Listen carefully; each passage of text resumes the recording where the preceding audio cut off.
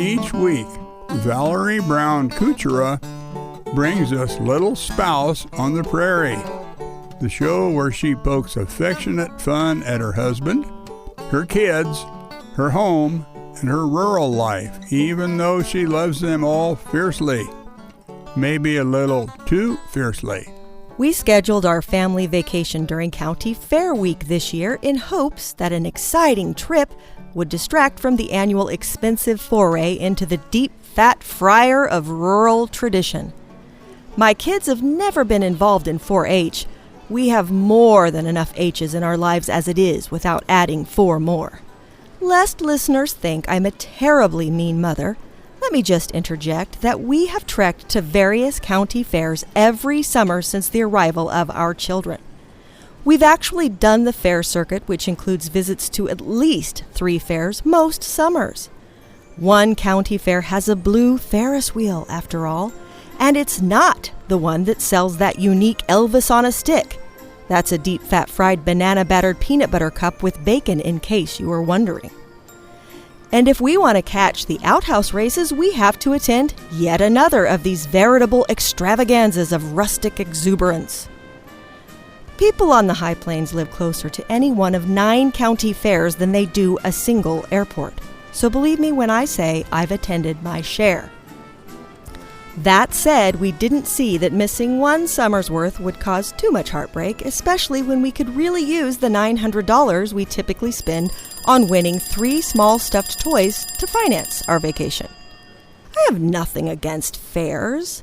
I love the quilts, the livestock, the tractor pulls, the rodeos, the crash-up derby, the poorly maintained rides, the pork burgers, the bingo. Okay, I can sense a bit of incredulity from my listeners, and when I read that last sentence to my husband, he snorted even louder than he does when he snores. But I honestly do love all but the last 7 items on that list. The problem is, fairs bring out the worst in my children. When we see our first drunk guy puking in the grass, my teenager, who as some of you may remember is emetophobic, gets totally grossed out and throws her $11 hot dog in the trash before even asking if someone else, Joel, wants it. When we see our second barfer, a kid getting off the tilt-a-whirl, Millie may have a complete meltdown and spend the rest of the night sitting in the car texting friends. Once my middle schooler gets hopped up on funnel cakes, he becomes irascible, and I never can figure out if he's lying about having already spent the $2.20s I gave him to start the night.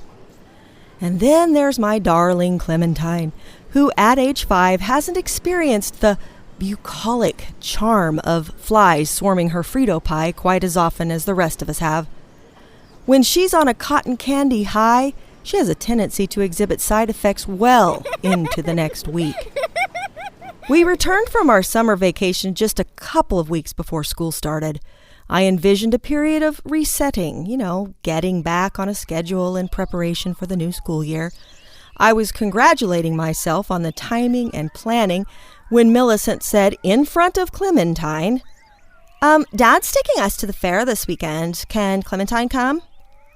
I smiled a little smugly as I replied, of course she could go, but all the county fairs are over for the summer.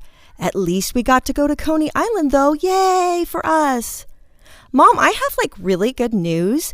They postponed the fair that Dad always goes to because of the late harvest, so we can actually go. Blink, pause, blink, pause, blink. Oh, that is really good news. On a positive note, we missed the whole circuit this year, and though my older kids went 3 nights, Clementine was content with 1 evening.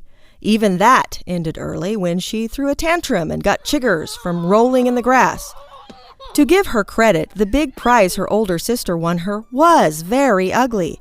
I probably would have collapsed into the grass as well, but I had seen a kid puke somewhere in the near vicinity, and I didn't want to chance getting vomit on my clothes. More Little Spouse episodes can be found online at hppr.org under the Programs tab. Tune in next week.